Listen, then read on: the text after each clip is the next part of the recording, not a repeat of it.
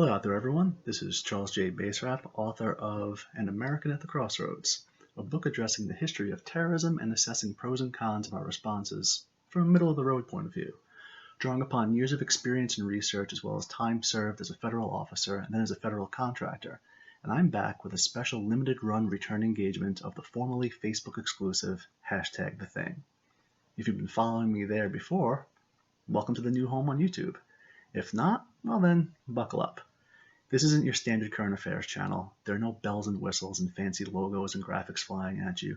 Just straight talk, unspun, unfiltered, and unapologetic. You see, I was supposed to be done with episodes of #TheThing. I started it sort of as a joke because I always tended to say, here's the thing. And friends of mine thought it was amusing when people would say hashtag out loud as a little in-joke. But really, it was about expanding on concepts that I introduced back in 2010 in Crossroads, namely getting to all sides of the issues instead of the partisan bias that we get inundated with on sites like CNN and Fox to say, you know what, yeah, there's a lot happening that's just totally messed up right now. But let's take a look at why. Let's try to come together towards an actual solution beyond a catchy slogan or a profile pic change or something simple like that.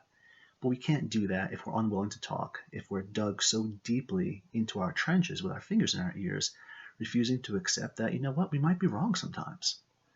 I got tired of putting out facts and figures and trying to present balanced takes on hot-button social and political issues and then getting ignored, threatened, bullied, slandered. I was through with trying to get people on different extremes to hit pause and pump those hate brakes and start listening to one another for a second. Basically, I was over pissing into the wind because all that was happening was I was winding up wet and angry. Because it's hard doing these videos. There may not be an exact script that I work from right now. I've got a couple little post-it notes around my screen just to kind of try to keep me focused. But I do put a lot of effort into doing the research. And so many people keep telling me, hey, we need more voices like yours. Follow a breath of fresh air. It's not what we always hear. And then quickly tune my voice out in favor of something quicker, regardless of its veracity. The videos aren't short in the series. I know that. And I know it's asking a lot to dedicate up to an hour, whether at once or in pieces, to listen to an off-brand TED Talk from me. But yeah, it's honestly hurtful to be ignored while a meme goes around tens of thousands of times that isn't even factual, and I'm putting in all this effort. But that's life, I guess. Did you know that in May of 2018, President Trump called all illegal immigrants animals, using language that the Nazis used to describe people that they didn't like?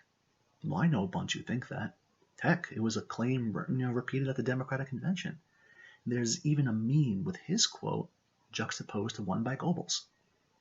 Only he didn't. Fact checkers debunked it. He was referring to MS-13 gang members specifically, and the full text of that day is readily available to show the context. Did you know that all funds for Black Lives Matter go right to Biden's election bid? I know a bunch who think that. Heck, Fox News pundits talked about it more than once, and there's even a meme that shows all the places the money actually goes to. Only they don't. Fact checkers debunk that also. Funds do direct you when you donate to a middleman program called Act Blue. Conservative causes tend to have, they have one that's called Think Red. It's pretty much the same thing. But if you donate to the original Black Lives Matter, if you donate to the original group, not one of the offshoots that popped up afterwards, it doesn't go to random progressive causes or politicians or sit in some magical fund pot for other groups to take from at will. You see, stuff like that, it hurts to be pushed aside for that because I don't break things down into a handful of words on a meme with no context or fact-checking. I actually take the time, right or wrong, for better and worse.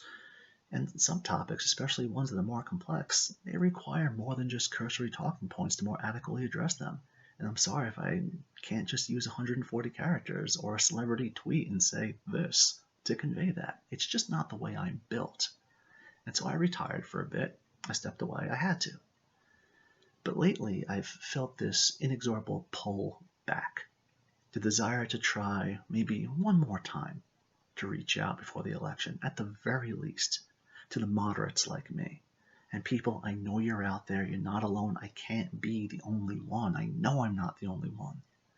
the ones that aren't living in the colons of their respective presidential candidates, the ones who know there are often several sides to a story, the ones who keep getting drowned out by the media, social and otherwise, in favor of frothing at the mouth echo chamber dwelling extremists that have brought this cultish fervor to a brand new form of dangerous tribalism, a tribalism I warned about in Crossroads a decade ago, into a world where they can only ever see one truth, one way, and facts and evidence be damned. So if you're here looking for a Bash Trump channel, or an I Hate the Democrats channel, or a Defund the Police channel, or all Black Lives Matter members are terrorists, or whatever channel, either click away, or, better yet, hang around. Maybe you'll learn a thing or two. Because here's the thing. When I tackle an issue, I go at it full on. I don't pull punches regardless of political affiliation. I don't care what side of the political spectrum you're on. I'm either going to give praise or rain hell. But I'm always going to try to do it fairly, by critically examining cases and events from a nonpartisan, rational viewpoint to the best of my abilities, instead of going off emotions and talking points. You can disagree with tactics of a group without being completely against said group. You can acknowledge that elements of a situation are wrong, while other elements of that same situation are also right. Everything need not be this binary absolutism. Yeah, in some events, I'm definitely going to choose a side. It may not be the one you want, and that's fine. And yeah, I'm going to be taking shots at all parties, even on the same issues, because that's what it takes sometimes. People tend to think being an independent like me is easy, that it's all about just giving lip service to both sides and never having to make a stand. But it's not that at all, and you'll learn that quickly here. Some things are going to be hard to hear depending on where you stand, but there are things that I feel need to be said and more that need to be heard, because we are stuck right now in this massive hate loop of increasing cognitive dissonance where we'll spend hours dissecting trailers for clues to upcoming movies, but not 2 seconds to fact check a meme or an out of context quote or whatever else that neatly fits our narrative. And I can promise you, there are times you're going to get angry. You're going to hate me for saying things that might bring you out of your comfort zone or bring up things that it's more convenient to ignore. But I can live with that, because ultimately, I'm not doing this to be mean or to intentionally antagonize or provoke. I'm doing it because I do feel it's important to have these types of discussions outside of our own bubbles in order to have a better understanding of not only our own viewpoints, but those on the other side as well and how they see us. So yes, we have to talk about how it's not unpatriotic to take a knee during the national anthem and that you can kneel and still not hate your country. We have to talk about how the movement to believe all women quickly morphed into believe only the women that it's convenient to believe. We have to talk about how a lack of leadership and phrases like Make America Great Again, with no real definition of what that meant exactly, helped give rise to radical uber-nationalistic elements on the right, especially when little was done to shut them down. We have to talk about how a 4-year temper tantrum from the left has escalated, and a party that's called anyone and everyone they disagreed with a Nazi or a fascist is still unwilling to address the violence they've enabled and encouraged, as well as open anti-Semitism, even from sitting members of Congress. We have to talk about how minorities in this country are in fact unfairly the victims of a system of racial injustice, in the sense of receiving higher sentences for the same crimes and being more likely to be denied loans or jobs or educational opportunities and things like that. We have to talk about how even when confronted with actual scientific data on COVID-19, so many people actually worked harder to produce or find completely non-factual information to fit their biases. We have to talk about how we demanded everybody listen to Dr. Fauci until he said some things that didn't fall in line with particular agendas, and then got all but bounced to the curb unceremoniously. We have to talk about how the media has been complicit in hiding facts and information that didn't fit the narratives they wanted, until they absolutely had no choice to admit things were happening, but mostly peaceful things. And we have to talk about the propensity of both political ideologies to ignore things their own side does they slam the other side for, or only bring them up to play a twist on the old Pee Wee Herman comeback.